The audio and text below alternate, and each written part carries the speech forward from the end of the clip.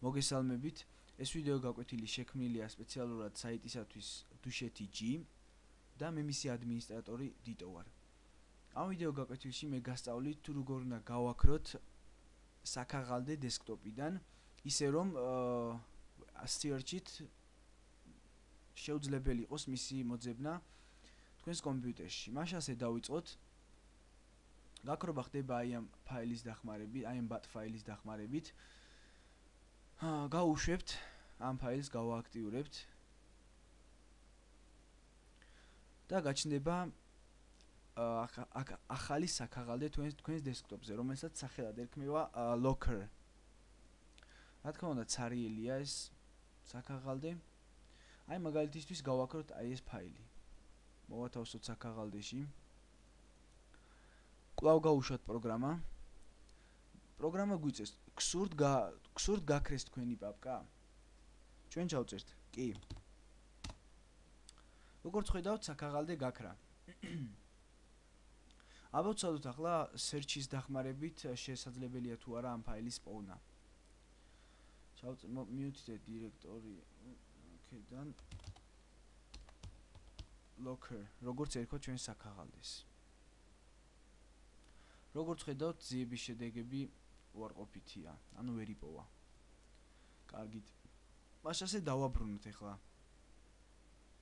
გავუშვებთ კიდევ პროგრამას.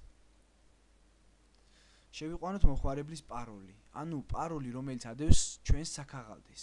ჩემ შემთხვევაში არის www.dusheti.g. თანხმობა და როგორც ხედავთ გაჩნდა. გაჩნდა საქაღალდე, კვლავ დაუბრუნდა ადგილს. ეს ფაილი დავაბრუნოთ.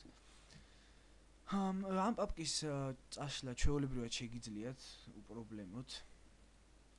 ეხლა 1-2 სიტყვით აგიხსნით თუ როგორ უნდა შეცვალოთ პაროლი, ზოგადად ეს პროგრამა ამ bat ფაილზე.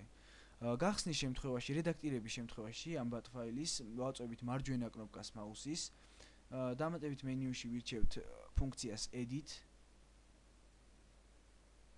ჩამოვწევთ, როგორც ხედავთ, ჩამოვწევთ ქვემოთ და ერთ-ერთ განყოფილებაში აი აქ წერია პაროლი.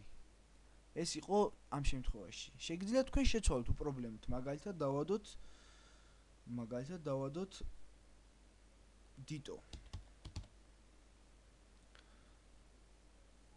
შევინახავთ. გაშვების შემთხვევაში კვლავ გაჩნდება საქაღალდე. კვლავ გავაქრობთ. და ახლა დაბრუნების შემთხვევაში მოგთხოვს პაროლს. შევიყვანთ და კვლავ გაჩნდა. დამატებითი შეკითხვებისათვის შეგიძლიათ მომწეროთ ჩემს იმეილზე. ჩემი იმეილი არის admin@dusheti.g. ჩვენი ფორუმის მისამართი